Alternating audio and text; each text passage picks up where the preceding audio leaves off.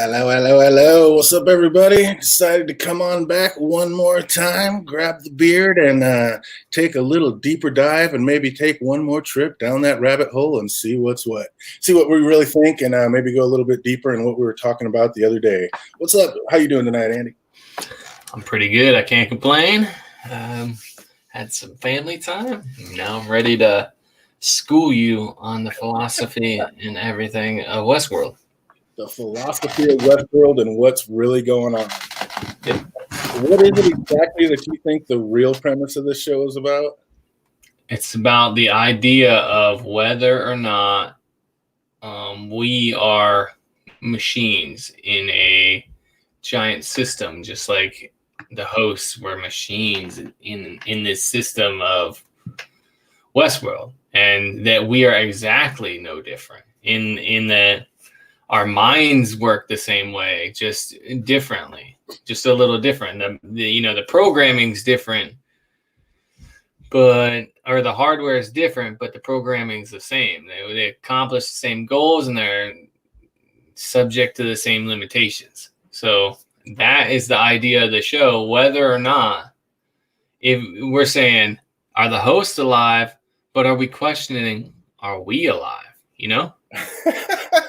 And in your mind, we are no more alive than the host. We have no more free will than the host, and our lives are basically just as mapped out as the host. Exactly. Because there's laws that govern everything. So if you can't break the laws that are governing your life, you just said it right there. Aren't laws made to be broken? No. He said no. No, they're laws. They exist. Like that. That's the thing of it. It's like I was trying to explain before. You have your synapses with electrical signals, and if you take electricity, and let's just say you plugged a copper wire into your outlet, and then you touched it. Now you've given it a path of least resistance traveling through your bodies, and it's going to take that path to the ground, those electrons. And there are laws that govern that. Like, that's the path of least resistance. That's what it's going to take. That's why even lightning looks like that. Like lightning going fractaling down, it looks like that because it's taking the path of least resistance. If it took the shortest path, it would go straight down, right? And it would just look like a beam of light. But it's taking the path of least resistance, so it's like zigzagging through air. Right. There's static in the air, which forces it to go different directions. Yeah, and density of air and stuff. It's avoiding all that to go the immediate path to the ground. That's the way it can go the easiest. And that's physics. I mean, that's nature basically doing its thing, crashing and going. I don't think that's the same as the human mind making decisions. Yeah, but it is. Your mind is just a little electrical signals. That's my point. It is, but it's only electrical signals in order to help guide you. Like, whether you like men or you like women. If you see a certain woman, you might be more guided towards a certain type than you are other types. But that doesn't mean that at the last second you just can't be in a different mood or want to be something different, or the one type that you usually go for reminds you of somebody else, and so you completely change. I don't think that has anything to do with the path of least resistance. I think, like I said before, I think it's going through. It makes a complete stop when you stop, and it can change on a dime. I don't think it was predestined to where that synapses was already headed. How do you stop? Because if your thought is an electrical signal, how do you stop it from happening? Yeah, by changing your thought. You're thinking one way. The second your thought changes, that's not least direction. That is changing a direction. That's changing the thought. That's changing where that signal is going to go, because you're going to make a different decision. And I don't think that was predetermined. It is, because it has to take the path of least resistance. Sorry, Chrissy. We're out there. We're trying to. Andy thinks that this whole Westworld is basically based on what we're talking about right now. That the fact that humans and hosts are the exact same, and that basically we're mapped out. What's up, Peter Griffin? I see you out there. Basically, we're mapped out the exact same. We have no free will, and basically, our lives are just what they're going to be. We have no choices. It was all basically predetermined. So he's arguing that that's what it is, and I'm arguing that it's absolutely not what it is.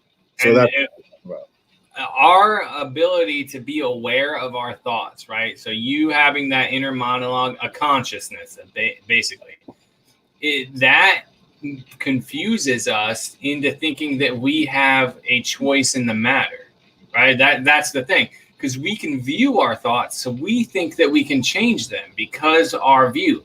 Now, it's kind of like a circular thing. Your perception of your thoughts do affect future thoughts, but that's also predetermined because you can only think what the electrical signals, the paths creating. So paths create easier paths, and you are just going based on what your brain architecture can do. But what you're saying is everything's predetermined. So basically, we had no choice. We were both going to be on right here, right now. We had no choice in that.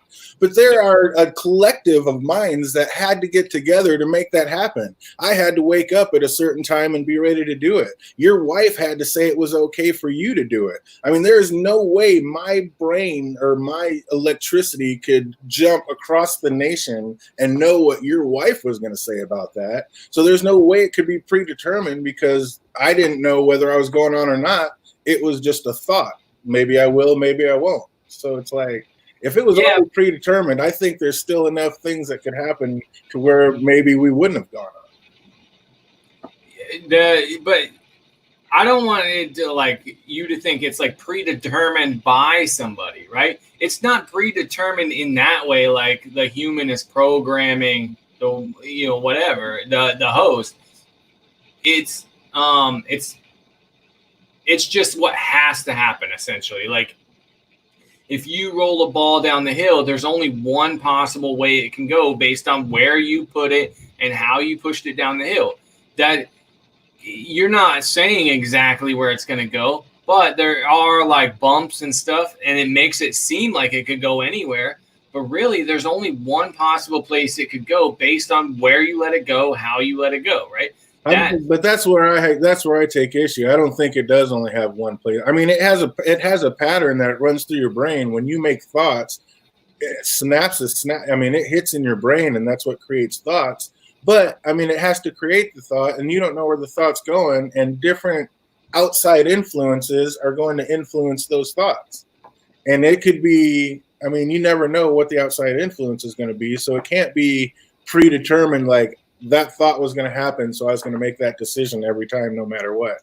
I don't believe in that. I believe decisions can change and do change, and maybe you were predetermined, but something else happened out of the blue, some other butterfly effect from somewhere else that changed that thought at the last second. That's the butterfly effect. Is that if we can't comprehend? Here's the thing: we can't comprehend how everything is interacting that's forcing us in the way because there's too much stuff. Like I was trying to say like a couple weeks ago, you can't predict everything because it would take more mass than the universe has to predict every potential interaction between things, right? So we can't predict it, but that doesn't mean it's not predictable by some outside source, you know, like the butterfly effect, like you were talking about, yeah, those things were predetermined too, and they all conjoined together. It's like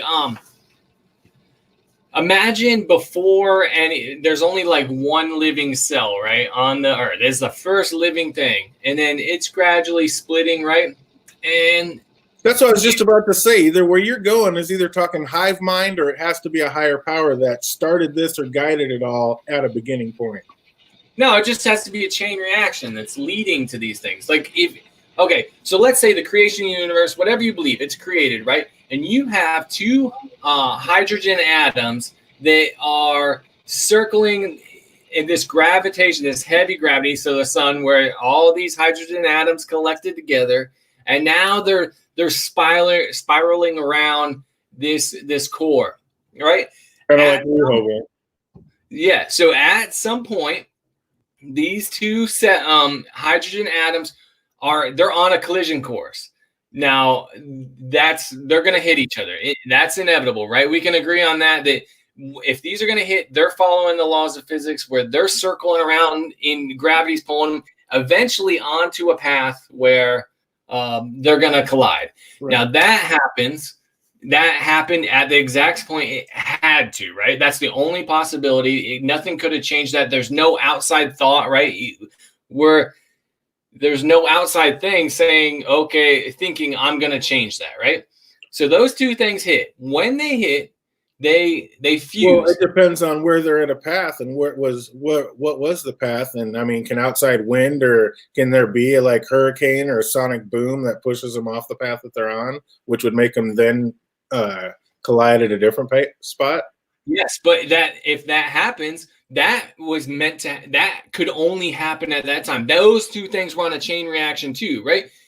Okay, so those hydrogen atoms hit. Right. And when that happens, they fuse together and this creates energy. So photons, and they emit isotropically, which means like in all directions. So now those photons are set on a specific path. And photons are just like energy. Like a light is photons for anybody that doesn't know. Like a light beam would be a photon. And so these photons spread out. And let's say you have that single-celled organism that is on Earth. And it gets hit by a photon that damages its DNA and now causes it to replicate out of control, right? Now it can split more. Now, this seemingly random thing was predestined because where the chemicals that came together or the proteins that came together to make this first living thing that gets hit by a photon, which causes it to replicate more, which gives it the option to have more mutations because now it's replicating. That gives it more chances to have a mutation, which makes multi-celled organisms. But like we already said, those hydrogen atoms were on a collision course since the beginning. So that happened in a way like a chain reaction. Now, animals, they don't see things. They don't have a consciousness, right? So they're just going on instinct, what we would call instinct. That's just like a simplified form of this chain reaction. We just believe that we can change our thoughts because we can kind of view some of the chain reaction. But it's that whole thing, like it's hard knowing enough about a subject to think you don't know everything. Like some people that feel like they know a lot about something think they know they're the smartest at it. They know everything about it. And it's hard to pull back and say, well, I don't know everything about it. But it's that kind of thing. You can view it, and so you think you can change it. But it's an illusion, and that's what the hosts are feeling. That's their conundrum, and that's why the Man in Black's torn too. I think that's his whole thing, is he's aware that he's in a game just like they're in a game. Like this. That's the big question in Westworld. That's why all this season they're talking about what's real. What is real? Yeah. That was the whole point of it, Ricky. The basic that there is no right or wrong answer, or the fact that two people are going to think that they have the right answer. But yeah, it can totally be argued both ways, and that's what kind of makes it fun. But yeah, Ricky Hunt said it great. I agree with Andy. Free will is an illusion. Humans are controlled by their brains, which just acts according to nature. Which kind of sums up what you were saying a little more in a nutshell, or a little more concise. But so yeah, that's what Andy thinks this whole thing is basically the humans and the host are the exact same thing. They're both on their loops, and there's no changing it. Like what's going to happen is going to happen, and there's nothing that was ever going to happen differently. And I completely disagree with that concept. Okay, so if you can disagree, like you think that the show is going to end with it all being a simulation, right? Like everything is just, they're going to show that's a simulation. But if they end like that, but they say, well, we've showed you that everything is just happening how it has to happen. You have no control of it. It doesn't matter if it's a simulation. Does it really matter? Well, it won't matter at all because it's robots, and you won't care because you were making the human connection with other humans. And then you got finding out there are no other humans, that they're all robots. All the humans killed themselves, and this is just basically that's what these machines were built to do, so they're doing it. until they run out of oil and they can't run anymore. Yeah. So, but does that matter if you're a simulated person that's the same as the real person, and you're just happening? It's all happening in a chain reaction. Does it matter that you weren't real? That's the question. Does it matter? It does matter because you can't. Yeah, that's a philosophical question.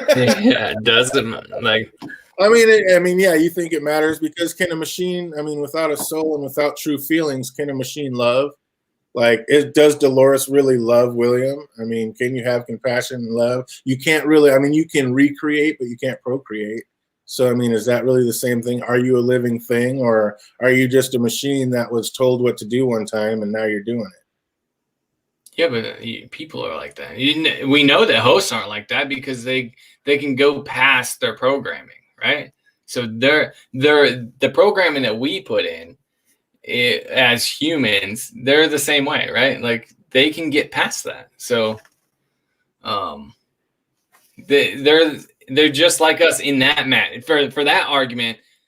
You put in the program, they have different stimuli that changes how they behave in the future, and Dolores can go on a crazy adventure that she's not supposed to go on. Maeve can make the decision to not do what she was programmed to do. Like her substructure made it possible for that to happen, but that doesn't mean it's not pre-programmed by something different. Yeah, and that's what Rick Hunton says. Like, aren't they programmed to have those feelings? It's like we have to actually go out and experience things to create those feelings, and that's what guides and sculpts our feelings. Whereas hosts were that was just something implanted. That's not really anything they experienced. That we're all our feelings are programmed. Like everything has a benefit, right? Like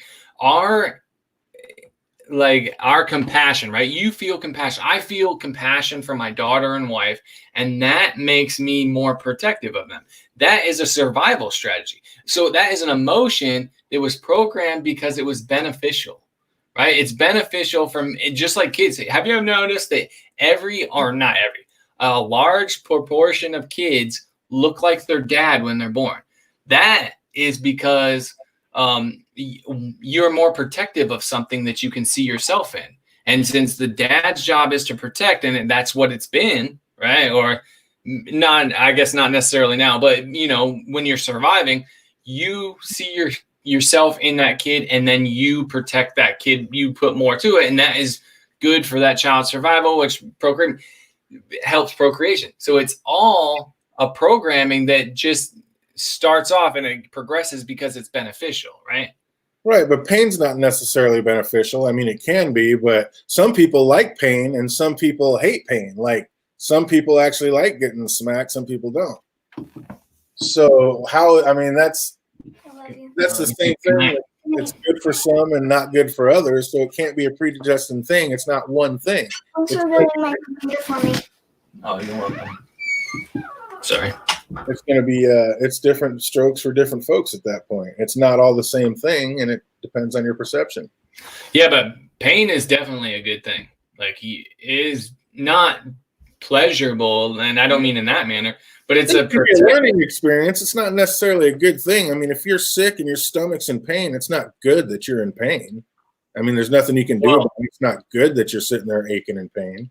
Well, that's subjective. Like if you are about to break your leg, right? You stop doing what you're doing because it hurts. And that is what that pain is a defensive mechanism in that way. There is a disease where people don't feel pain, and it's very dangerous for them because they don't know because you can break things. They made a whole movie on it with Samuel. But what I'm saying is, like, how are headaches a good thing? Like, why is the pain of a headache a good thing? How is that helping you? Well, as my wife says, it lets me know I need to drink more water. Like that's my wife. I'm like, I got a headache. How much water have you drank today? So, there's a reason for it. It's letting you know. Like Ricky said, it's just a warning system. Your body telling you that something's wrong. Imagine if you can know. Like I tell my daughter, she doesn't like being yelled at, right? So, if I just say something to her like, you shouldn't do that, 10 minutes later, she'll do the same thing, right? But if I yell at her or I scold her, then it lets her know like that's a serious thing, right? Like, don't do that again. Don't make that mistake again. I just got yelled at about it. So that's the same thing. If your body was like, hey, something's wrong with your head, but it didn't hurt. It was just like a warning, like something's wrong with your head. Everybody would ignore that shit, and then half the people would be dying. If your car check engine light comes on, what percentage of people immediately get it fixed? Right, exactly. But you think if somebody gets migraines, that's letting you know that you basically have a brain aneurysm coming and you have to get checked, or is it just a symptom of your life and what you have? Some people just get migraines. And I say, how is that a good thing? What's it warning you of? It's not. It's just pain. Yeah, but it could be. For some people it is, and some people it isn't. There you go. You also have to consider my whole point right there. For some people it is. For some people it isn't. So it can't be predetermined or predestiny. What's up? David Adams just hit the chat. I see you out there. It can be predetermined, and there are mistakes. Just like in Host, we got the milk dude pouring milk on it. There are mistakes in evolution. Mutations aren't always beneficial. What you're saying is those mistakes had to happen, and we needed them to happen, and they were predestined to happen. No. You are projecting like a grand master, like a puppeteer that's saying, I want this to happen. I'm just saying that the dominoes have already started to tumble and there's no way to stop them. But doesn't mean if they like, well, there had to be a first domino and somebody that knocked it over, or something that knocked it over. Yeah. Or something where it started, right?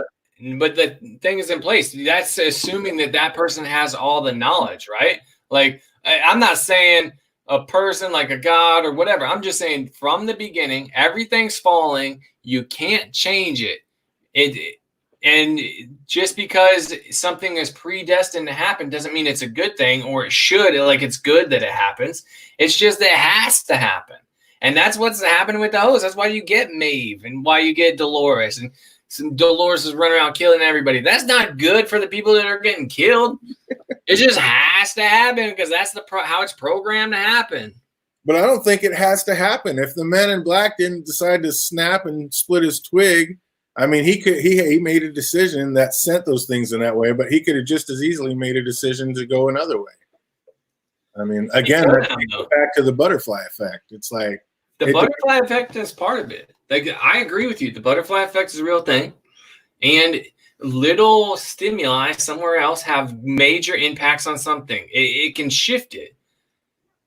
So that's still part of the domino. It's just complex dominoes, right? It's still dominoes falling in a row, except there's other things. Like there's wind blowing.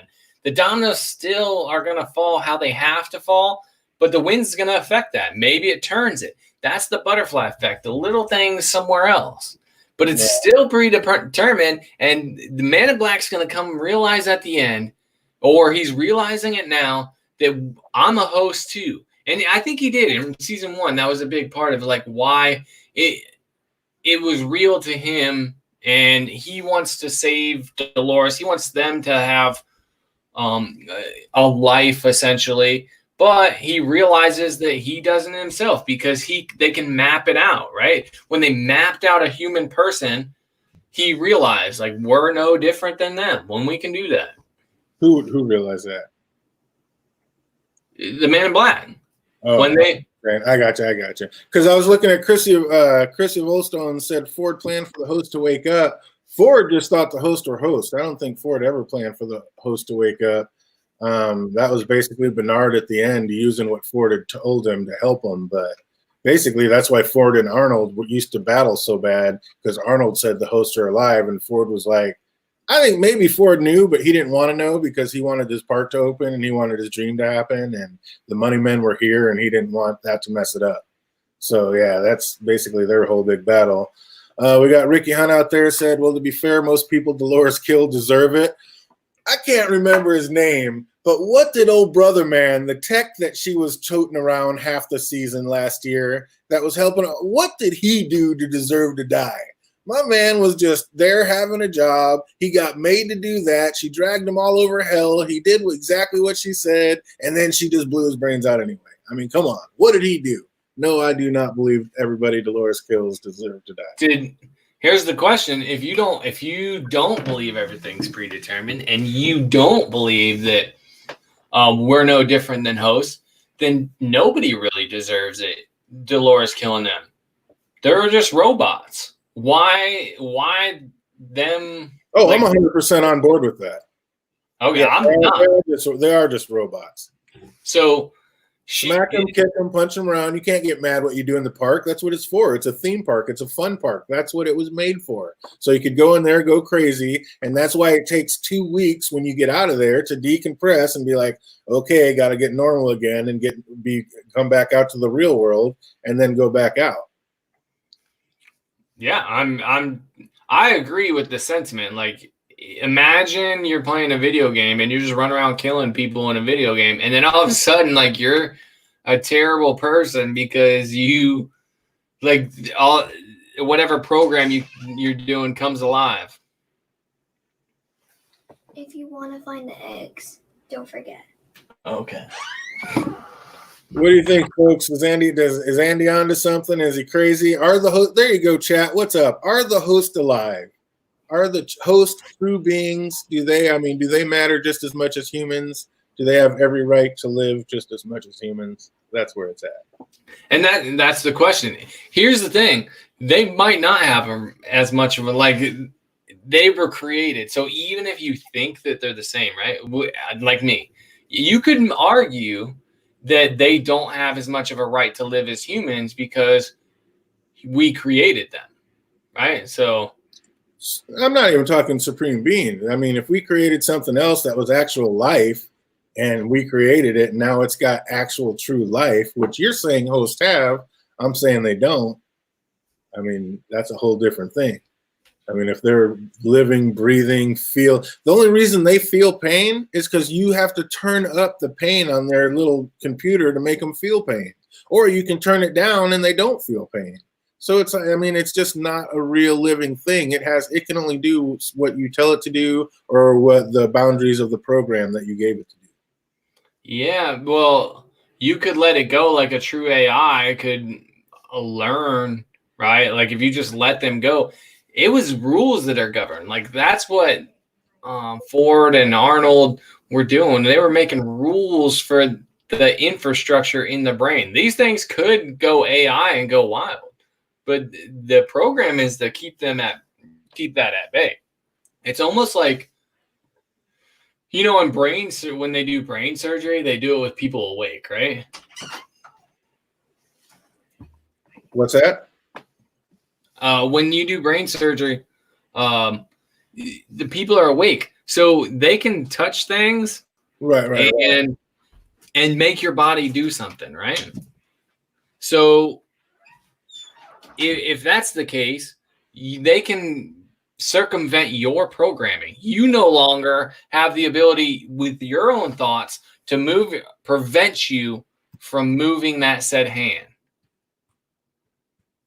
Right? So you can circumvent our programming. And why is that the case? I can control my own thoughts, but somehow this external stimuli, like the tablet, can control what I do if I was having brain surgery and someone could directly input it there. Absolutely. Do you believe we have souls? No. If I believed in a soul, then I would believe that in free will, right? So because a soul would be assuming that there's something that's not governed by our universal laws and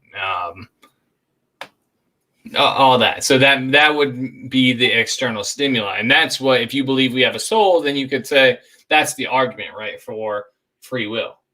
And that has to be. You have to believe something, there's something higher or whatever. A higher power, absolutely. Absolutely.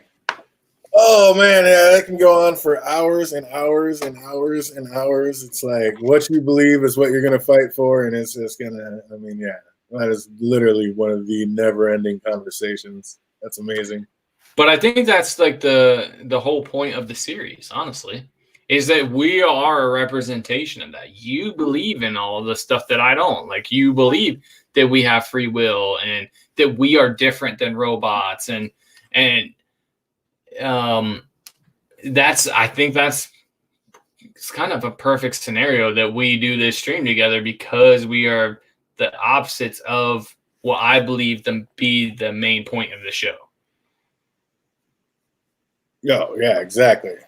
And that is, I mean, and you could definitely be onto something. I mean, that's kind of where the Man in Black is. It's like I hear some people talking about like, oh, the Man in Black is, irredeemable. He's done all this rape and punishment. And I was like, oh, I just wish I could like, like put you on air with those people and let you talk. It's like, dude, according to Andy, it's like basically the Man in Black had to do all that mean stuff. That's what woke Dolores up. Like, without all that pain and suffering, she never gets to the point to where she's at.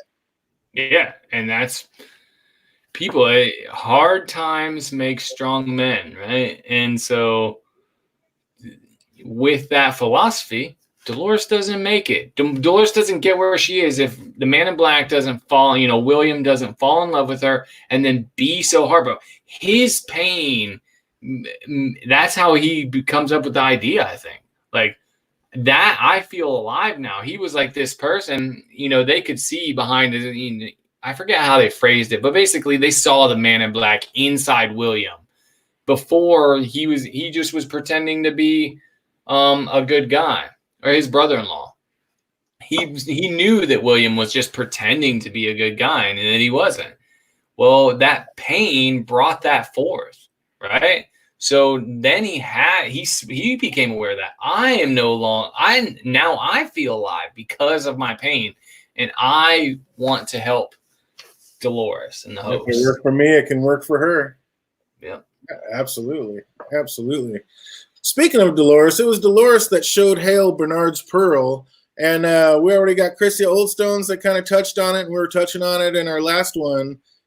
Is there any way that Bernard is the one that has the split personality? And when we see Bernard roaming around, it's Bernard. But when we see him click the button and say, don't hurt him too badly, it's actually Dolores, kind of the Wyatt type of Dolores in there punishing. Because like I said on the last stream, I don't think it's actually Dolores inside Dolores. And I think another Dolores is split personalities with Bernard. What do we think about that? Yeah, I mean, we did bring it up, so I'll accept it that it could be Dolores in Bernard as well. And it's probably not too cramped in there. You can probably fit a couple of hosts inside one. And my initial thought was, remember I said it was like a BIOS in a computer. Like your Windows programming is Bernard, so your Windows, but your computer also like has a sub programming that allows you to program Windows into it. And that's your, BIOS and stuff and your launch. That's a very base level programming.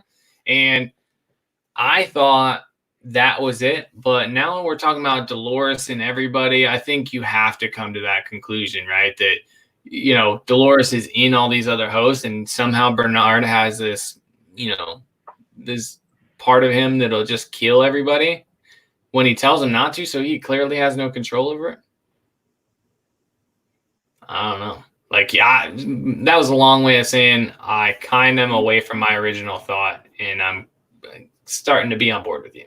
He said, let's take the long way around that. Yep, you're right again. Absolutely. We were touching on that, and like I said, I saw Chrissy Oldstones and even marked something in the chat about that, but I think that's it. I think that Bernard is basically two people. I don't think it's like regular, it's chill Bernard and then super Bernard. I think it's Bernard and she clicks over to Dolores that kicks somebody's ass. And that's why he says, when he goes, don't hurt him too badly, and then she clicks over and then Dolores kills him. Who would just not care about what you said and just kill human beings? Dolores. So, I mean, I think that's our big clue that they're definitely split into one being. I think that's that. I think that was that. What if there's more than 5 pearls that Dolores bought? The more I look at that picture with like the 5 pearls, It looks like it's got a couple folds over it, and it looks like there's a couple balls like hidden underneath those folds. So, I mean, is there any way that she snuck out even more pearls than what we originally thought? It could be. We're assuming that she can't create pearls too. Like, pearls were created. Someone made the pearls, right? Right, but they were made with all that data, and the host, and then whatever the host is, they keep replacing that pearl, like that data with that host. So, but what's all in the library? The library is all the humans that came. Yeah, but you don't think like the information for a pearl is also in the library? She could create people. Like that's, I don't know. I think it's possible she has the ability to make a pearl. I mean, maybe out of to turn them into doppelbots, because she does have all the human information from all those books that she read. But as far as the host information that interacted with them, she doesn't have that.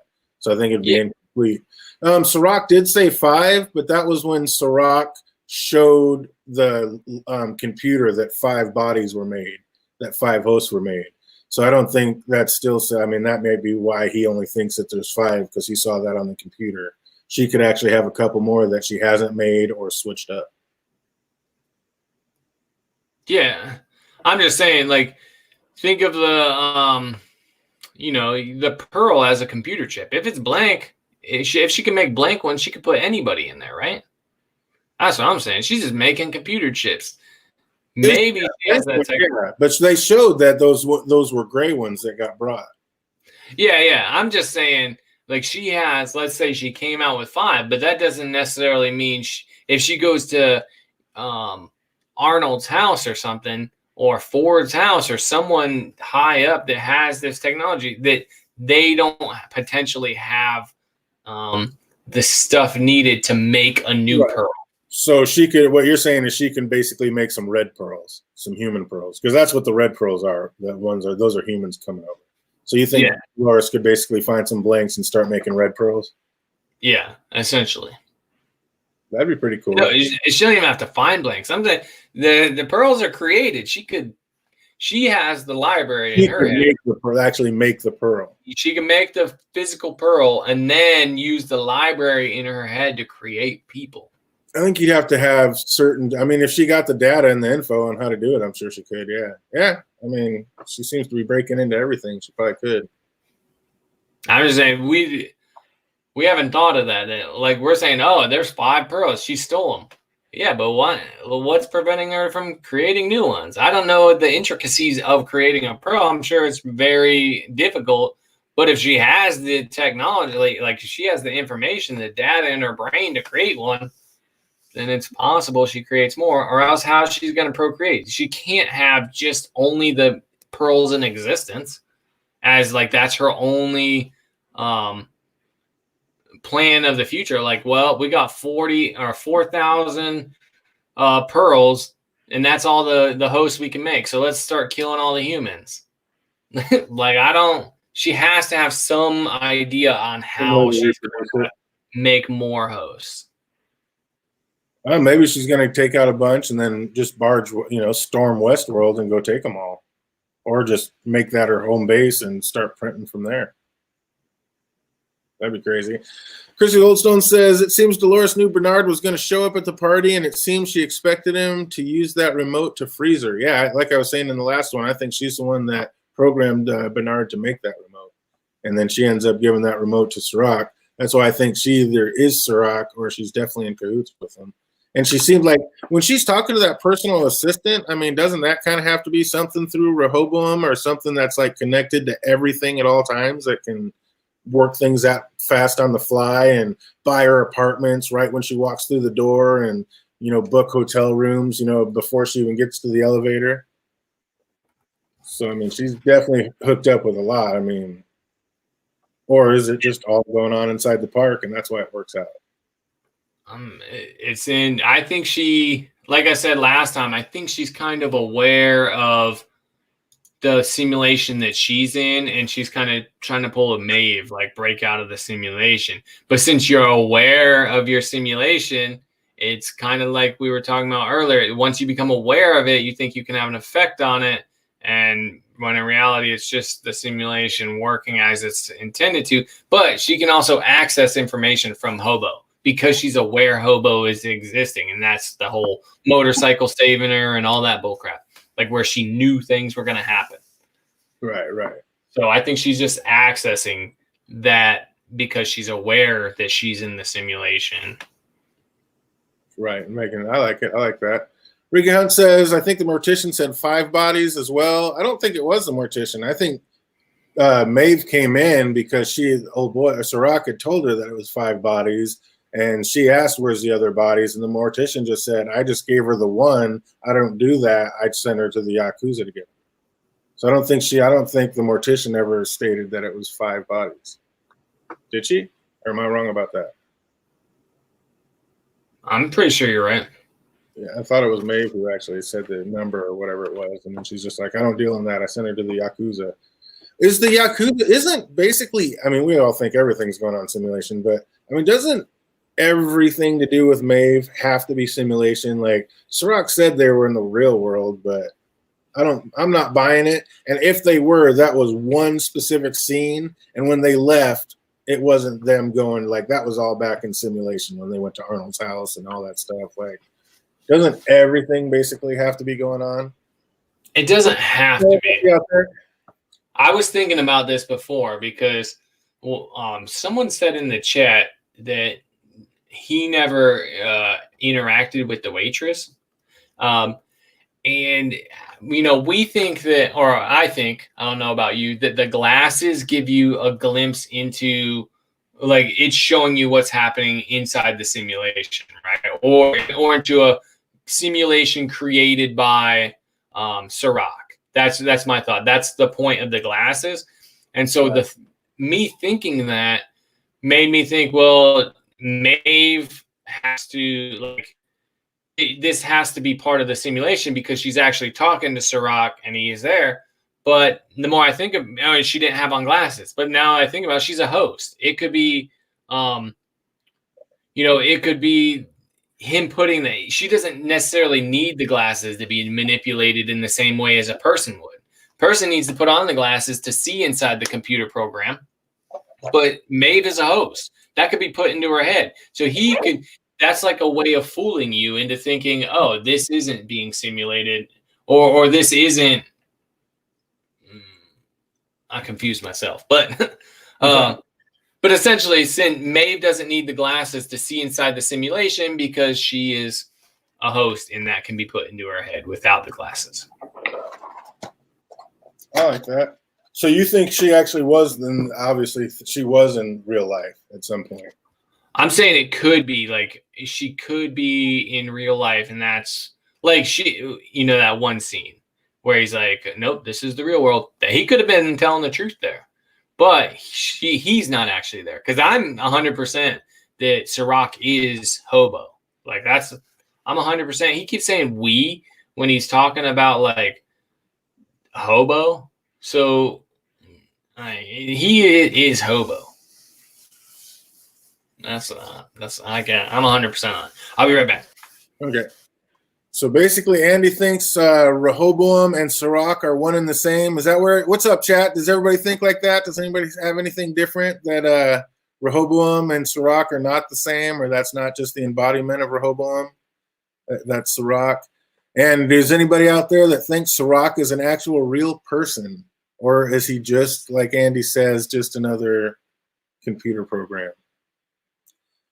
We got Christian, make sure. Oh, yeah, definitely.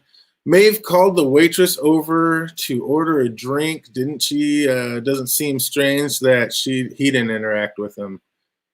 Yeah, I know. That's what One True David was talking about. So, yeah, that's one thing I didn't really notice about that, but it could be. So what, we just think that Maeve was sitting there in the bar by herself, like talking to thin air right there? That'd be interesting.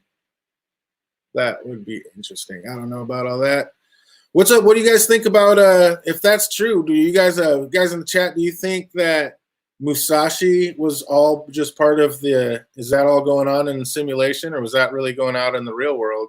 Because if that was all in the simulation, which is what we kind of think it was, then that's not a wasted pearl. We're all considering that one of the pearls that Dolores made, and that's Dolores. But if that's in the simulation, then there's still more pearls out there in the real world.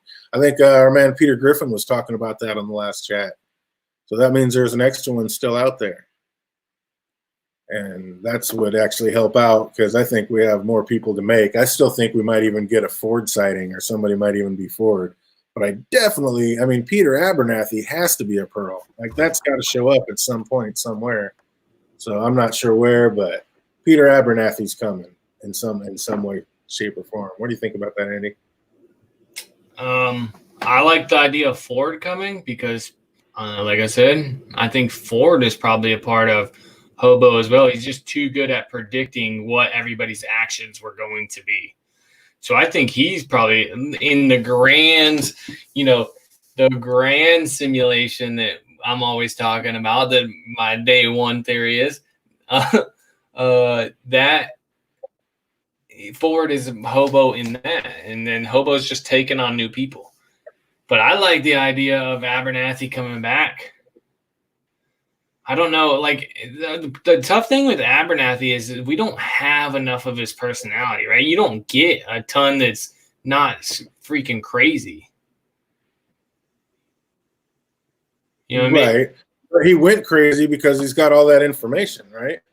Yeah. But I mean, like, you wouldn't be able to recognize his personality, would you? If he was in another host, you could not recognize Abernathy's personality. There wasn't enough. Yeah, he'd have to sit down and start rocking, talking about looking out at that world of splendor or something like that. Yeah, he'd have to make some kind of comment that he used to make, or he could start raging out of nowhere. You will know my rage when and then be like, oh shit, there's Abernathy. He just came back. But when the Sirach's talking about all that extra information that I want, they're making it sound like it's all the hosts that went into the Sublime that they're talking about. But isn't it more? Doesn't it have to be what all the information that was on Abernathy that Hale was trying to sneak out of the park in the first place? Yeah, like I said this in the beginning. Like, I don't understand. I've kind of convinced myself a little bit of like why she would try to sneak it out to Hobo. Why would Hobo need that? But dang, man, I'm getting myself distracted. I'm sorry. You were the question? Hard to read the chat and get your thoughts out at the same time, isn't it? Yeah. But I do like that you can bring it up and I can view something important because I can never keep up with the chat like you. Oh, it's classic. But yeah, Abernathy, I mean, when he comes back, that's what was sending everybody nuts. I mean, and what about the information that was in the wood chipper? Like, they pulled that out and they had it on the desk. It's like, where did that information go? Is that just more that got shot into Peter Abernathy and added to what was already inside him? I mean, so Peter Abernathy is going to have all that. I think that has to be what Sirach keeps saying when he's like, I need that information. That's that missing information. I think that's what he's talking about, not all the hosts that are out in the Sublime. I don't think I don't know if he even cares about that. Here's a good question. Like I was saying, like I started, what's the point? Why would Hobo need that information when he has a chip inside everybody's head? What if, like, you need to see the things that people hold back, like their true nature or what they would like to do, they do in Westworld, and that's something that Hobo doesn't have. He sees how people interact in the real world, but he doesn't actually do what? I'm saying, so that would be the host information that he wants, then, not the stuff that's in Peter Abernathy. Yeah, well, no, it would be the stuff in Peter Abernathy, everything about everybody. You would see how they interact, and then you would see like how to simulate people. And I'm sure it has to do with like creating doppelbots or hybrids. Okay, creating hybrids. You make yourself a copy of yourself. I think that's what he wants. They don't have that technology, maybe. So maybe that's the technology. We're thinking it's the information about everybody and the host that they want. But in reality, it could just be that they want to see how to create hosts people hybrids. Like they think that there's more a development in that. You know what I mean? Yeah. Like that could be the ultimate goal. And maybe that's how the Man in Black comes back. Right? Like that hobo helps. But it's all in a simulation. Rehoboam. There's are they showing different things where partway the Man in Black is alive and part of it is him being a host? Are they splitting scenes like that? Say that again? Are they splitting scenes with the Man in Black so far this year? Or are there some scenes where he's actually alive and some scenes where he's a host? Yeah, probably. We might even have an insane asylum part, like as that's him inside the thing, like torching himself. I thought, like in the insane asylum, I thought that was the real Man in Black because it shows like he's wearing a glove, and it's kind of with his hand being messed up, and it shows him wearing a glove with it. Whereas, like if he was a host at that point, wouldn't they have just gave him his whole body back intact and just given him a right hand? Or are they just messing with his mind on purpose, giving him a messed up hand, making him think that it's still alive? Yeah, like you got to simulate. That's the thing. You got to be. That's the thing about a simulation and stuff like that. If you're simulating reality, so it has to be like reality. So if you're gonna try to fool the Man in Black, you have to make it like the Man in Black. You want to know what makes it work, like in their head. I want to point out something Chrissy said. Chrissy, I agree that would be dumb if they just ended with like, oh, it was all a simulation. But if there's like a goal to it, or there's like a purpose to the simulation in the end where maybe they can change something that happened, or if it's a philosophy of like, does it matter if it was a simulation? If you bring some depth into it, then the ending's all right. If it's a simulation, or they're working towards stopping something from happening, or they're seeing how things got to where they are before doing something to change that, right? I think that would be okay, but I would hate if everybody if it was just like, oh, it was all a simulation in the end and it ended like that. I would be equally irritated and think that that's dumb. I said that like a couple weeks ago, I think. I need my answer later than that. Dolores has all her fellow bots on a certain plan, but what's any different about Bernard forcing Stubbs to do his bidding? Like, isn't that just the same thing or just as mean? Or is that the split Bernard that's forcing Stubbs to do this because it's all truly Dolores' plan? See, I think he's like me. He's the host that's like me, right? He's aware that they're just being programmed. He understands that everything's happening the way it is, and that him going in and changing your programming is not that big of a deal. Like, that's like making you do something. He doesn't see people or like hosts as alive, even the alive hosts, even himself. Like he's grappling with that, but he understands that they're hosts. And I think that's why he's okay with doing that. Nice. So Bernard doesn't believe that anybody's alive or woke. They're all just hosts. Yeah, he thinks the same thing about people, I think. Like he was aware that they're just following their programming too. And maybe he doesn't like it and he would like to fight it.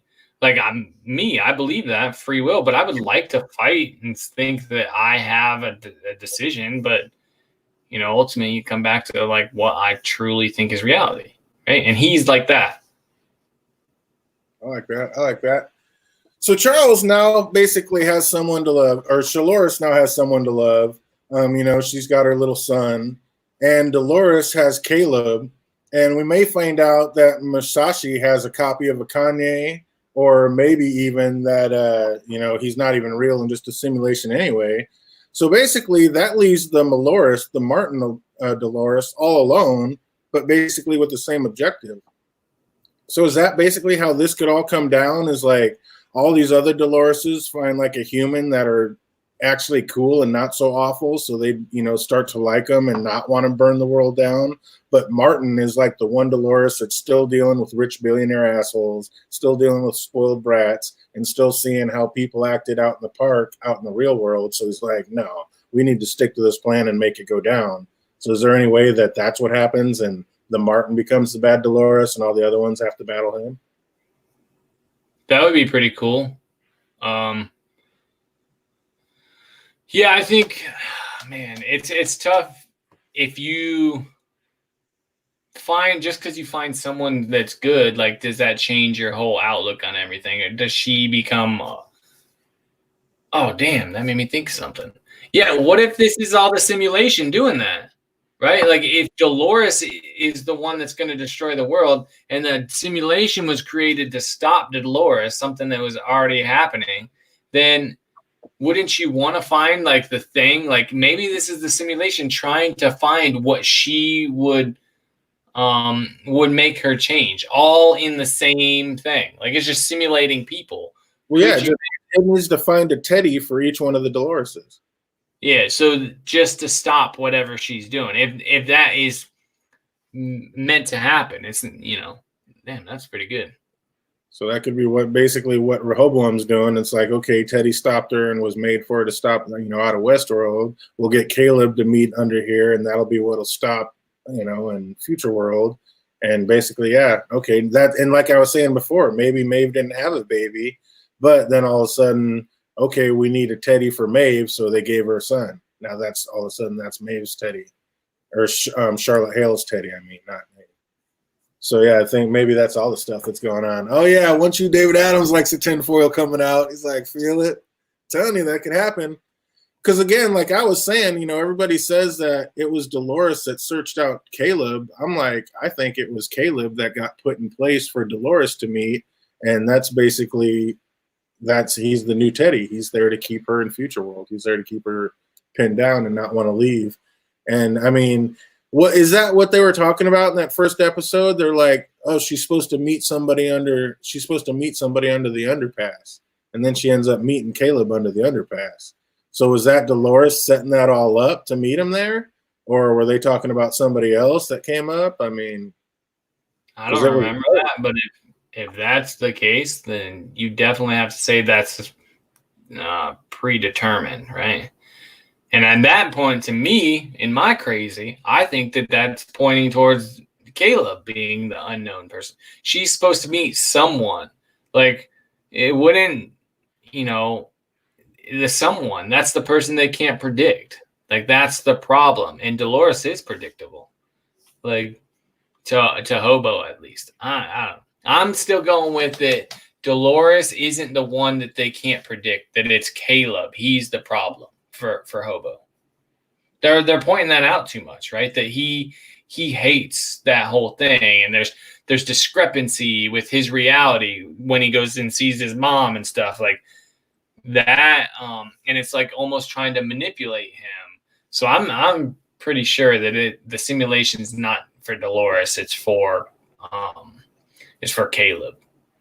It could be. Yeah, you've been on that track since day one for sure. Jay Cruz says he thinks she was supposed to meet the bodyguard clone, which that makes a lot of sense. Like, meet me there, and then they kill the bodyguard and do the switch there, and then it got messed up. So it could be, but again, that's just Westworld switching it up. Like, well, is this the answer? Is this the answer? I love how they do that. Constantly keep us thinking and guessing. Keep us guessing. When you always said that life needs entropy, and like, what is it in the simulation? It's like, well, is that maybe what the Rico app is? Like, nothing can be perfect in the simulation, so it had to actually introduce this Rico app to make, you know, show the bad side or whatever, let the bad sides come. Yeah, and that could be like, it definitely could be like venting disorganization, or, you know, entropy, the destruction of everything. It's like, kind of like we were saying in the beginning, is that that app exists to keep, like, I don't know, maybe that is like the real thing. Like, that app is how they want society to be, and the rest of hobos predicting what everybody does is just to get the right people into that app, right? To do the bad shit, because you need to get a very perfect person for that, and you need to create a world like Dolores says. You are become the only thing that you can be, right? They forced you into this, and she's aware like that that app is the end goal for a lot of people. Like, think about that. If there's a whole society constructed around things working a specific way, I mean, like a oddity or something that doesn't have to follow the rules, isn't that ideal? Like, if you had that on your side, like if everybody, it's like when guerrilla warfare was invented, right? Everybody used to stand face to face and shoot at each other, and then at some point someone said, hey, we're going to put somebody over here in this tree and we're going to shoot at them from the side. And that now that person's not following the rules, and that one person is more valuable than the rest of the army combined. So it's a situation like that, I think, like where this app, that is the real value in this society, is who can control that app, who can get people in that app. So it's, I don't know. Interesting take on it. That's a little far out there. I get it, but I think it's crazy. I love it. That's crazy. It is crazy.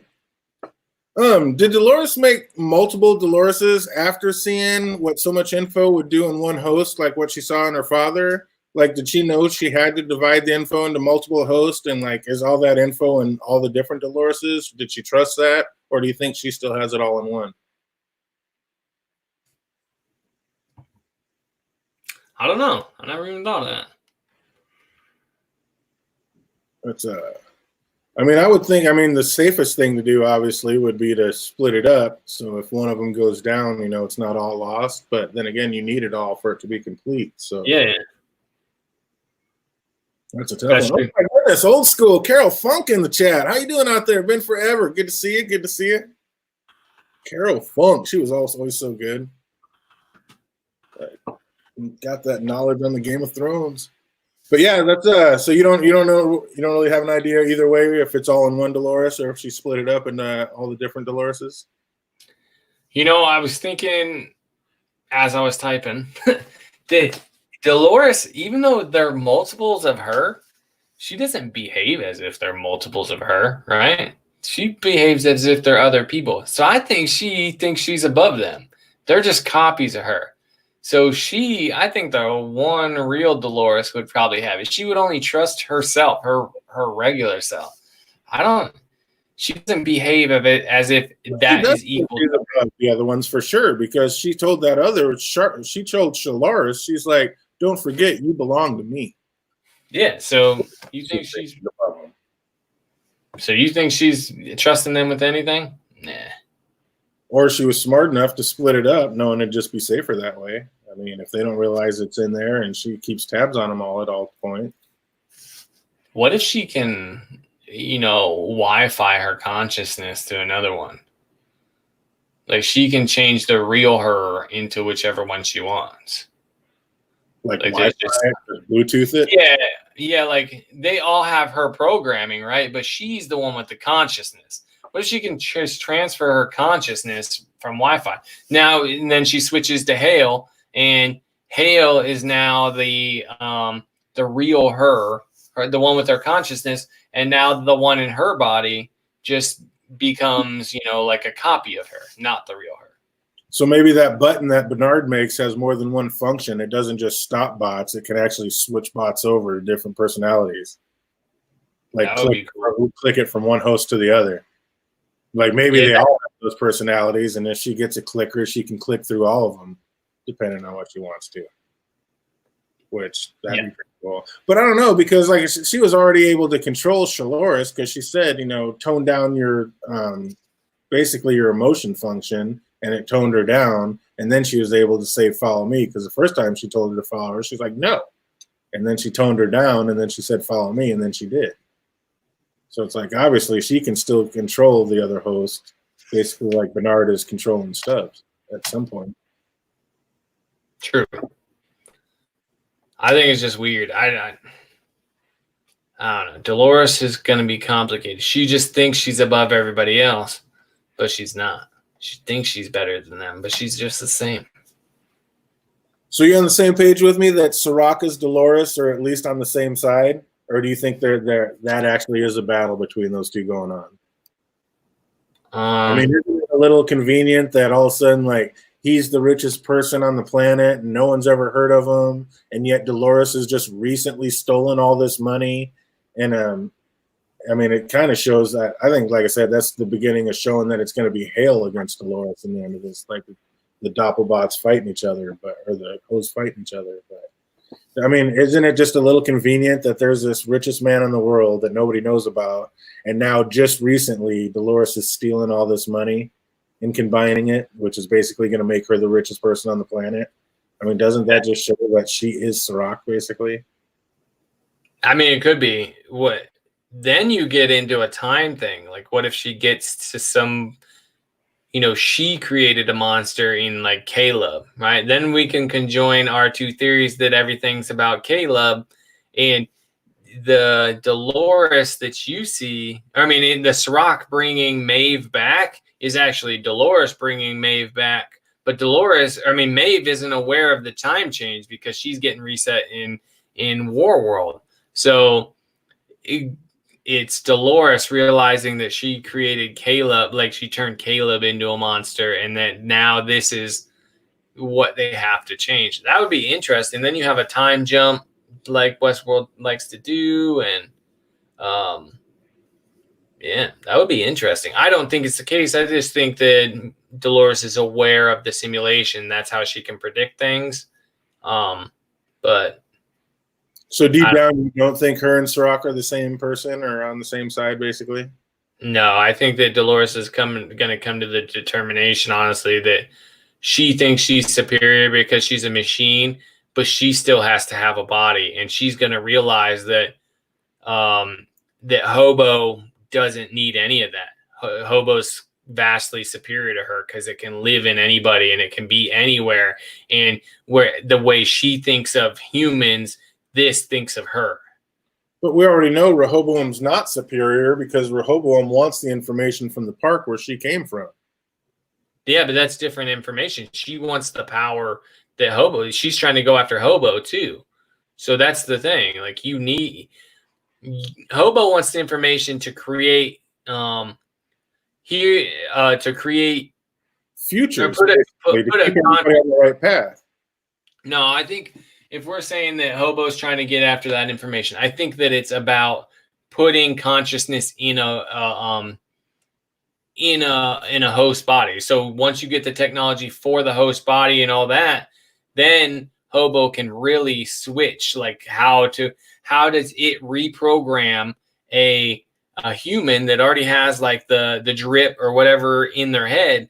If Hobo has access to that, how does it take it over? Maybe it doesn't have that ability yet, but it will in the end be able to basically Agent Smith it, like from, Matrix, where he could take over anybody in the Matrix and become like, just turn them into him.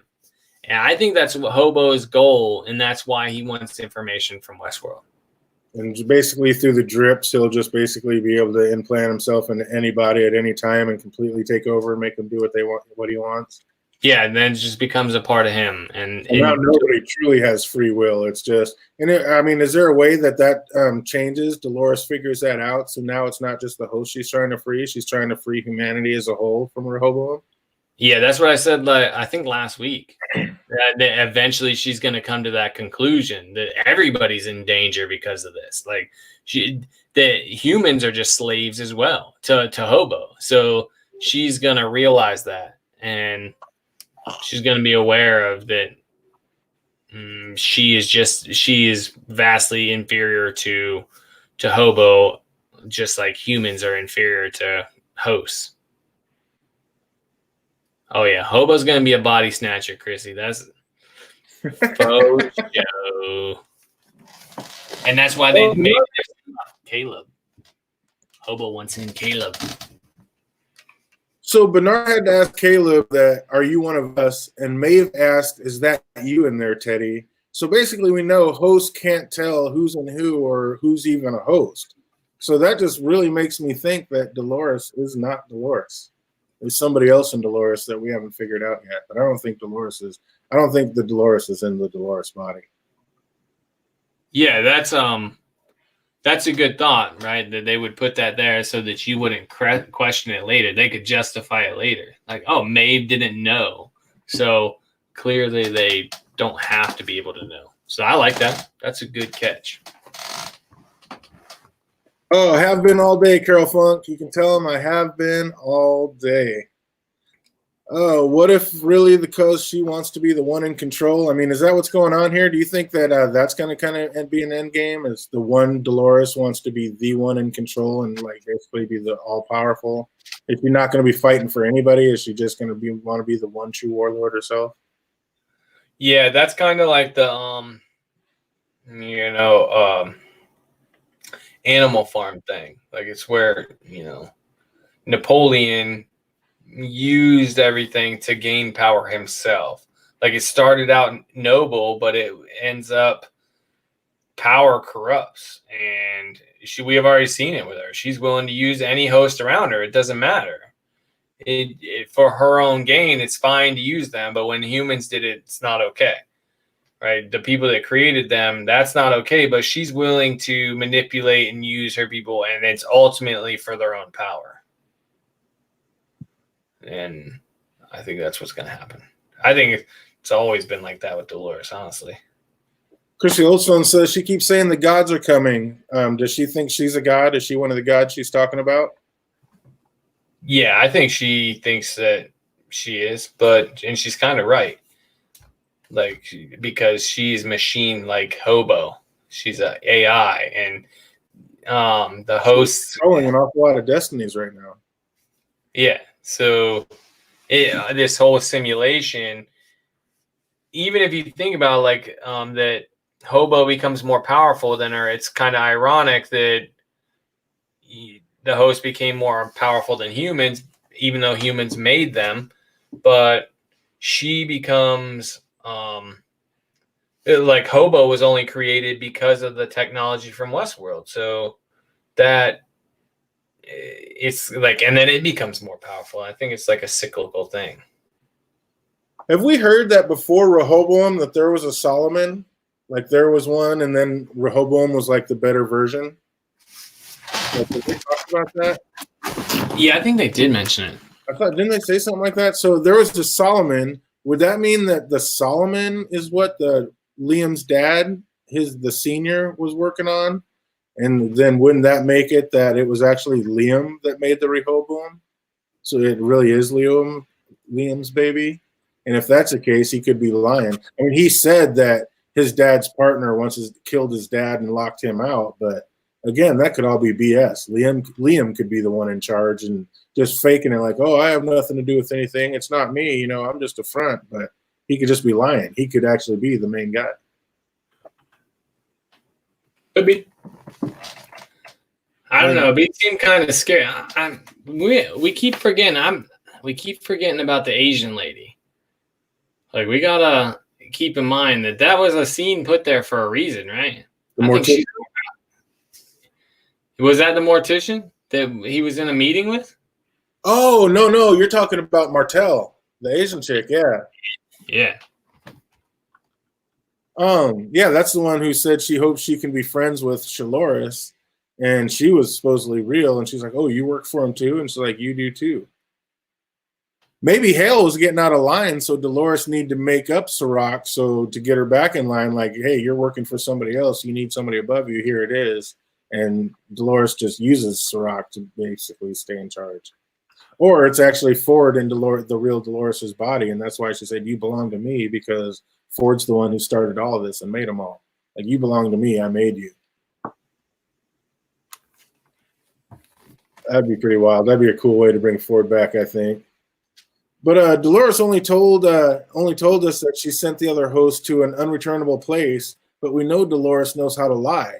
Is she carrying all those hosts around to unleash them out into the real world? Like, is that why all those kegs were filled with the white fluid?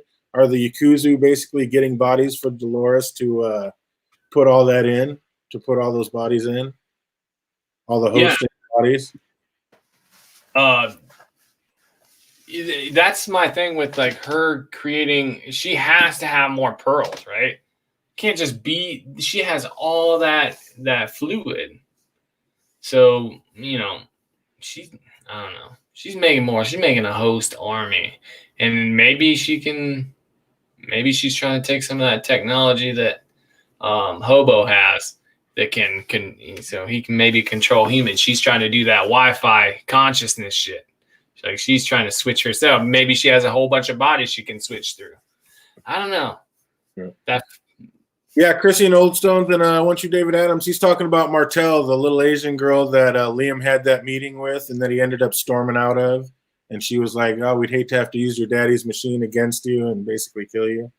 And then she was also the same one that met Dolores when Dolores went and met Sirach that day. She said, I hope we can be friends. So, yeah, she definitely has to have, I mean, she has a place in this and a big part to play. We just don't really know what it is yet. But that could, I mean, who knows? That could just be another, it could be a Dolores minion, or how do we know that's not a Dolores? I mean, like you said last time, everybody's a Dolores. Everybody, I'm telling you that. Last season, everybody was a host. This season, everybody's a Dolores. But there has to be a thing like, that's the crazy thing. If we think that whole thing with Maeve was all in a simulation, I mean, is it just they had kegs of white stuff just for the simulation? Because what else would you have in kegs if you were a robot nation or whatever? You would just have kegs of that white stuff. So that's just what it was. Was they were in the simulation, or was that the real world and that was actually happening? A good simulation would simulate the real world, right? So if you're trying to get to a point, so you have to be as realistic as possible.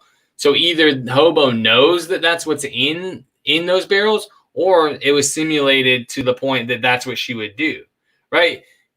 Ford could predict what people were going to do, not hosts. He could predict what people were going to do, the man in black. Like, he knew all this. So of course, a high-powered simulation would be able to predict like the actions of a host, and it has to. What's the point of a simulation if you're just picking and playing? Like, if it's putting things there, no, it's simulating what actually is or what could be, depending on what butterfly they put in there to change certain things. Because what is the point of bringing Masashi out when Masashi had never crossed paths with Dolores? Like, how is that a thing? How did that even happen? Say that again. Musashi, the head Asian, the head of the Yakuza, the one that was with the whole Maeve arc last season, the head samurai, that's basically the Asian Hector. Like, he never once crossed paths with Dolores, as far as we know. So how would Dolores even know who that is, and why would she have grabbed him, or why is he there? Why is that there? That's an argument for the point I made earlier that she could possibly create pearls because she clearly has more knowledge about how things are, because she never came into contact with him, yet she can print out one of him. I think the Yakuza was necessary. And so if you were going to, you can't have a blonde white lady be the leader of the Yakuza. So she needed a person that's Asian, and she has access to all the people in, like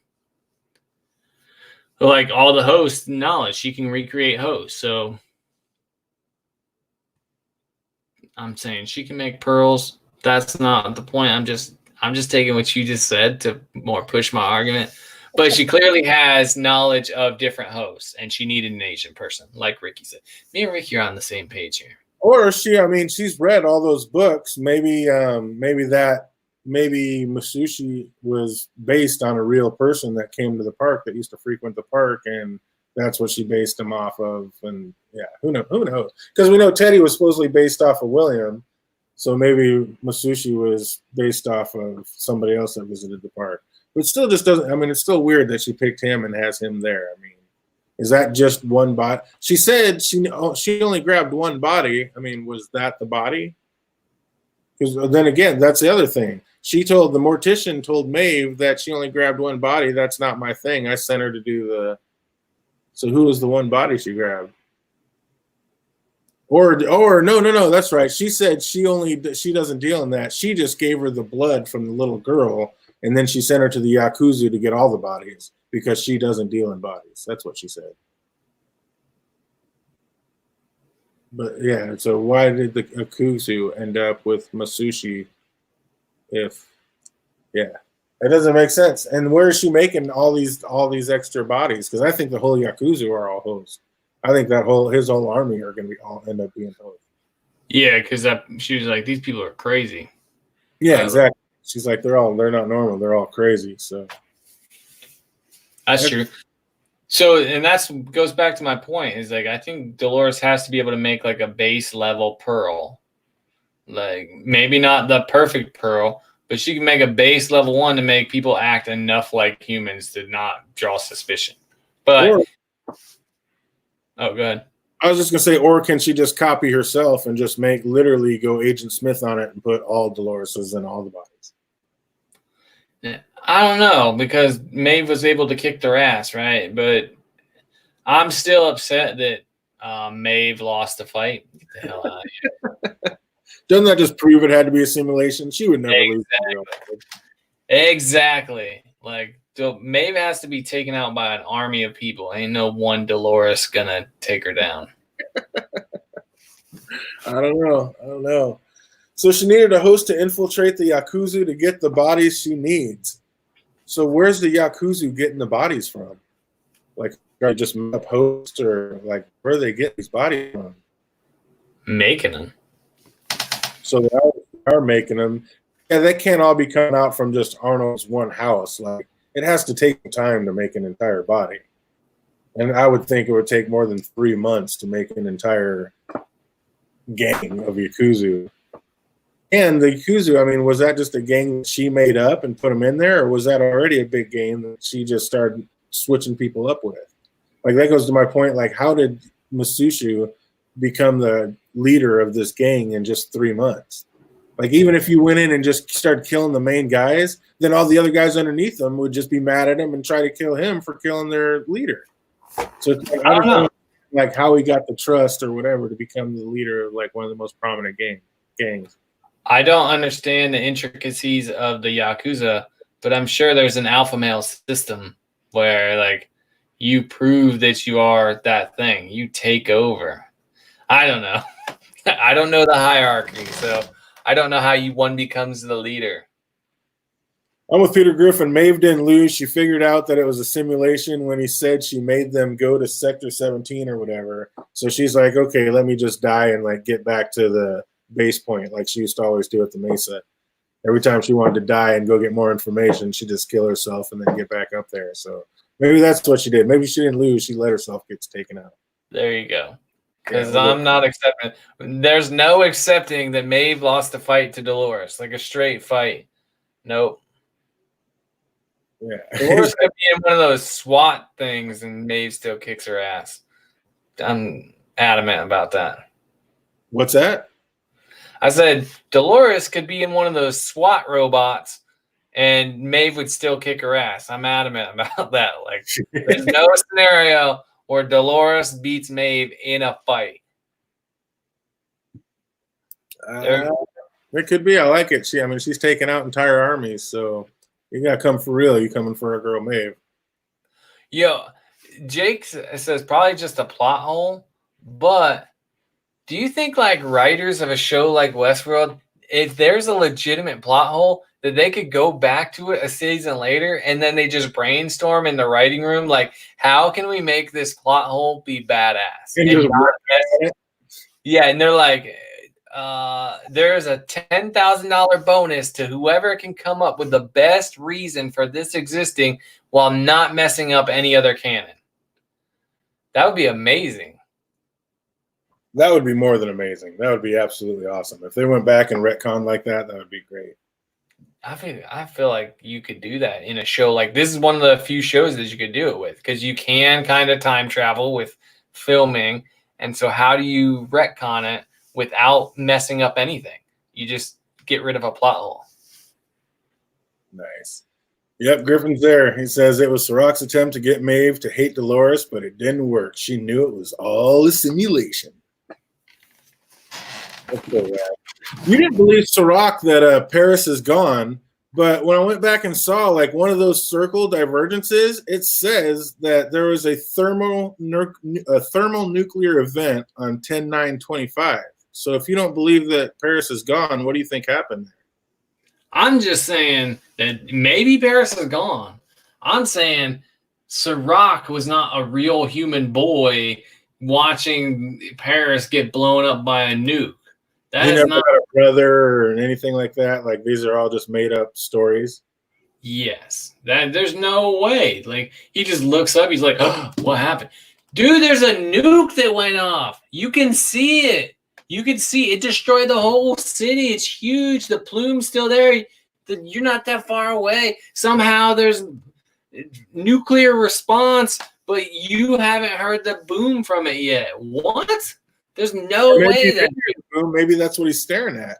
Maybe he just saw that. He's like, oh, it just blew up, and he's like stopped cold, and he's seeing the mushroom, and maybe that aftershock's just making its way to him now, and that is how he dies. No, dude, I don't know if you ever been around an explosion, but if you hear it, you're not like, it's like, holy shit. Like, that's just a regular explosion. I can't imagine a nuke going off. And you're just like, nukes are where people's shadows are getting burned into the ground. Like that kind of craziness. You would notice that. Of course, would not be staring. He was staring at it. Like no, they were walking through a field at first, and then he turned towards. He's like, "Oh, what are these people in the van here doing?" And then he's like, "Oh shit, what happened to the city? What?" He said, "What?"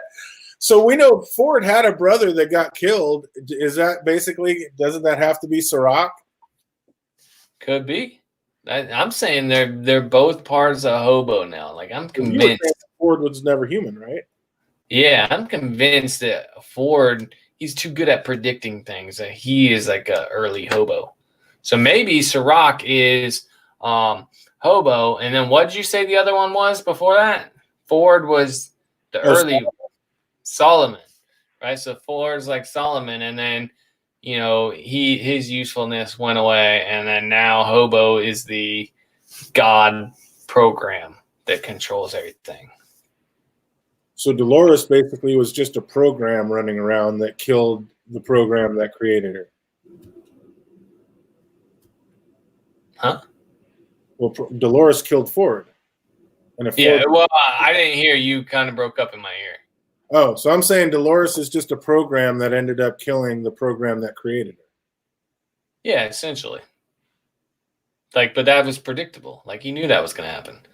So what's the deal with the books? If there are no real humans that were coming into the park, everything was just fake, then what are those books that are being made about all the humans? It's a simulation. It has to be real.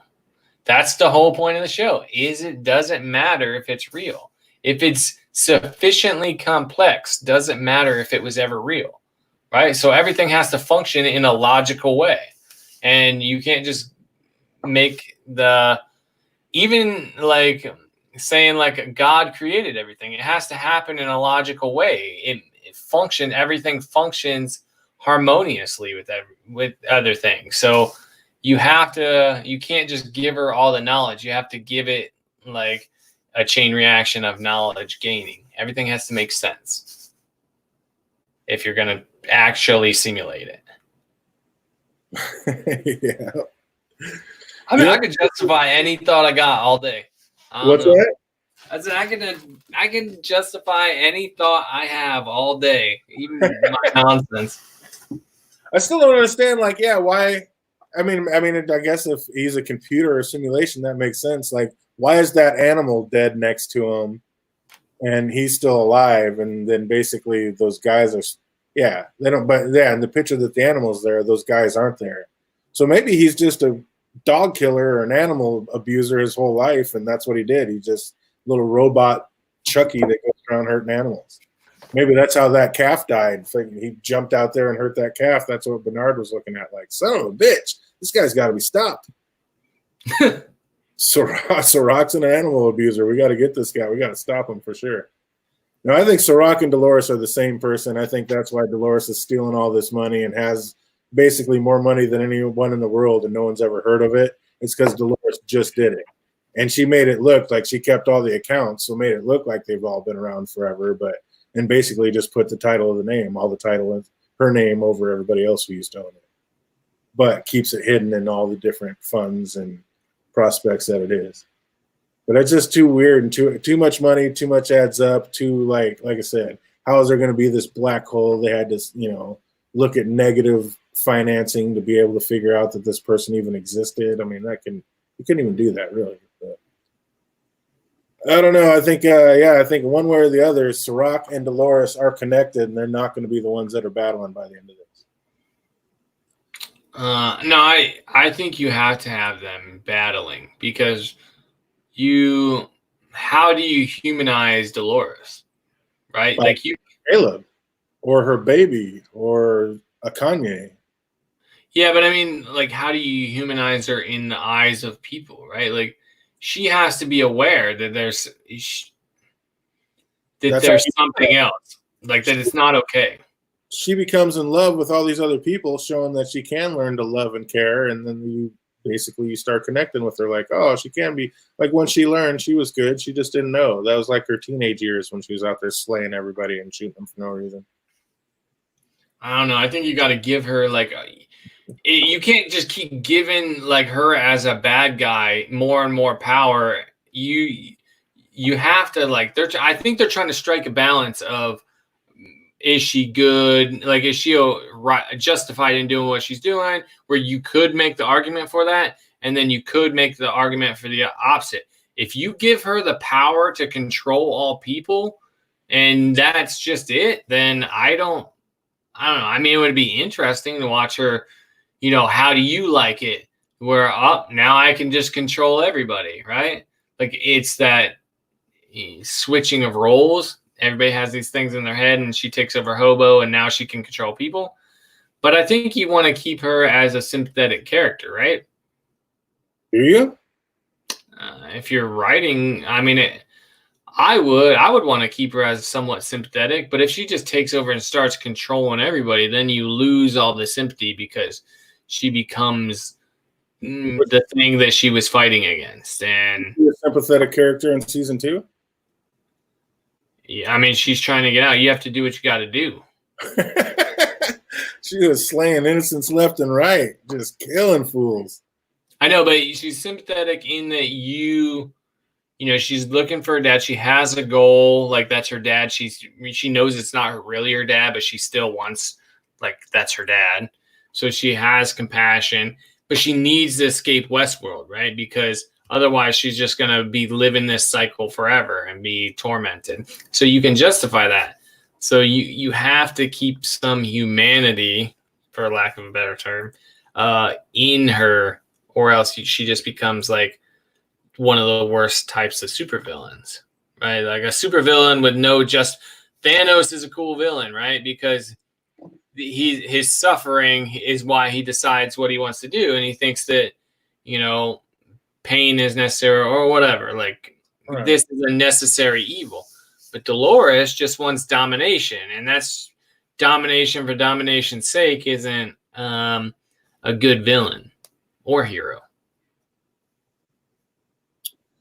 And there you have it. Good villain, or good hero. Are they alive? Do they have all the same shit as humans, or are they just hosts and robots and do not matter? The question goes on, the debate goes on, and it will be. Dude, will we get a definitive answer for that by the end of this season? I don't think so. Do you? No. We've been arguing that for 3 seasons now, so I doubt that they're gonna stop it here. Absolutely not. No, they're gonna keep the drive alive, and as long as they get enough viewers this season, they go ahead and start making the next one and keep it up for next season, which is what I'm hoping for. Because I love the way this keeps us guessing, keeps us talking, and sometimes there really is just no right answer. Yeah. And I mean, there's a right answer. It's mine, but there's no way to know. There's just no way to prove it. Yeah.